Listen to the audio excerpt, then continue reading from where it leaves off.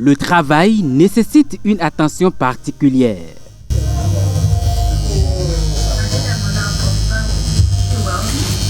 Et quand ce principe est respecté, voici le résultat. Le tatouage est un art parce que d'abord c'est un dessin et tout ce qui consiste à dessiner est appelé à être un art. Et ici, ça ne se fait pas avec des crayons, des pigments, avec des aiguilles. Donc la peau est comme un papier, un tableau qu'on peut graver dessus. Tout part du choix du motif du client. Une fois ce choix opéré, le tatoueur se doit de le satisfaire tout en lui faisant d'éventuelles suggestions. Par rapport à ce qu'il a amené, si je trouve que ce qu'il a choisi n'est pas trop approprié ou n'a pas trop de sens, je lui fais des suggestions de tatouages. Et là, il fait un choix. Des motifs, il y en a plusieurs, mais le matériel de travail ne varie pas. L'aiguille et l'encre constituent ici les principaux outils. Pour réaliser un tatouage, il faut des aiguilles et de l'encre. Et les encres sont spécialement faits pour les tatouages. C'est des pigments spécialement faits pour le tatouage. Et les aiguilles ce sont des aiguilles stérilisées qui s'utilisent une seule fois. Et après on les jette. Voilà. C'est comme ça les aiguilles viennent. Quand on ouvre une fois comme ça, après l'utilisation, il faut jeter l'aiguille et reprendre avec chaque client.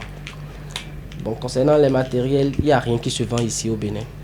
Il n'y a pas de boutique qui vend de matériel de tatouage. Donc il faut tout importer.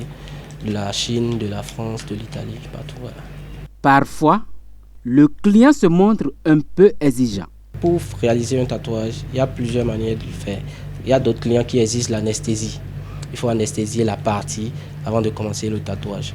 Ou s'il faut tatouer sans anesthésie, il suffit juste de désinfecter la partie à tatouer. Désinfecter la partie, faire son dessin, c'est-à-dire le calque. Nous on appelle ça calque, le dessin qu'on pose sur la peau à l'aide d'un stencil, un papier carbone. On pose sur la peau et c'est parti, on y va pour le tatouage. Après le tatouage proprement dit, il est nécessaire pour le tatoueur de donner des consignes d'hygiène à son client. Ce dernier est obligé de suivre rigoureusement ces consignes au risque de regretter son acte. Arrivé à la maison, la personne peut se laver normalement, mais sans frotter la partie. Et il faut un soin après le tatouage aussi. Après ton tatouage, tu dois forcément le nettoyer et le garder au propre surtout. Parce que, voilà, l'hygiène. Il y a des risques d'infection si tu entretiens mal ton tatouage.